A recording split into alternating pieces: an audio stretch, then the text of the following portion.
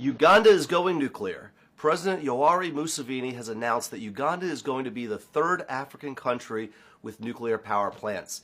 In a very pro-African deal with the China National Nuclear Corporation, Uganda will have its first nuclear power plant operational by 2031, with several more plants in the works for the upcoming 2 decades. This is a big blow to Western influence in Africa.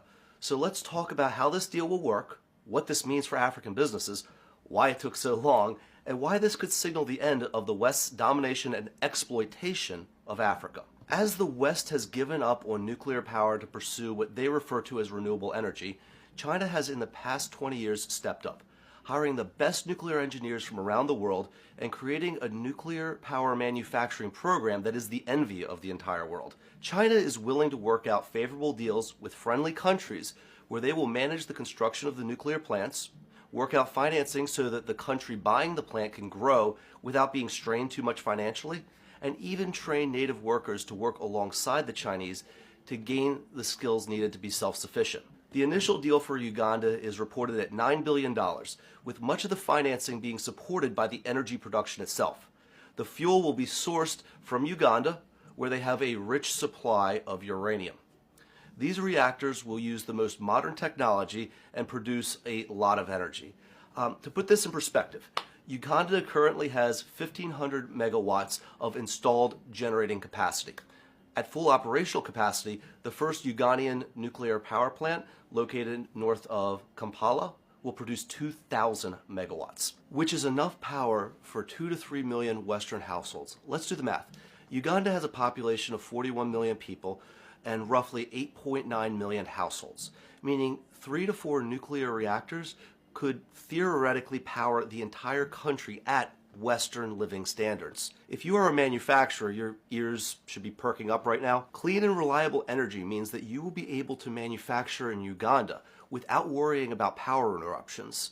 And since nuclear energy is practically carbon-free, it means that companies that add value in Uganda will be able to manufacture and sell to the European countries without having to buy carbon credits from the Westerners. Outside of raw resources, the biggest bottleneck to mass production is reliable energy sources. Do you really want to manufacture in Europe as they shut down their nuclear power plants during an energy crisis? Or would you rather manufacture in a country using the exact manufacturing model China followed to become the most powerful economy in the world over the past 30 years? But you might ask, with nuclear energy making so much sense, why did it take so long for Africa to cut this kind of deal?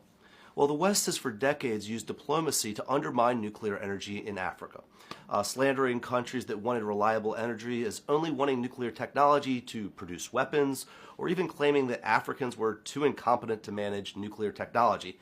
Not only were these accusations baseless, but it was ironic given the source of the accusations. The West would prefer that African countries start buying Western-developed green energy and to purchase Western carbon credits. And China is really throwing a wrench into the West strategy with deals like what they just cut with Uganda. Of course, China's not doing this for charity, but China is also not looking to exploit the Africans or undermine their culture. That's why Ghana, Ivory Coast, Nigeria, Zimbabwe, and several other African countries are rumored to be in similar talks. Let's be clear, the West is not happy about this deal. They know that China is essentially cutting them out of Africa piece by piece.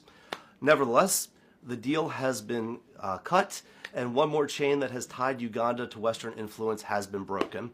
And I think this is another piece to Africa becoming a manufacturing superpower in the upcoming decades. But what do you think? Is President Museveni of Uganda right to risk upsetting Western powers by cutting this nuclear deal with China? Why or why not? Let me know in the comments below. And as always, if this video has provided value to you, give me a like or a follow. That really helps out my channel, and I'll see you guys on the next video.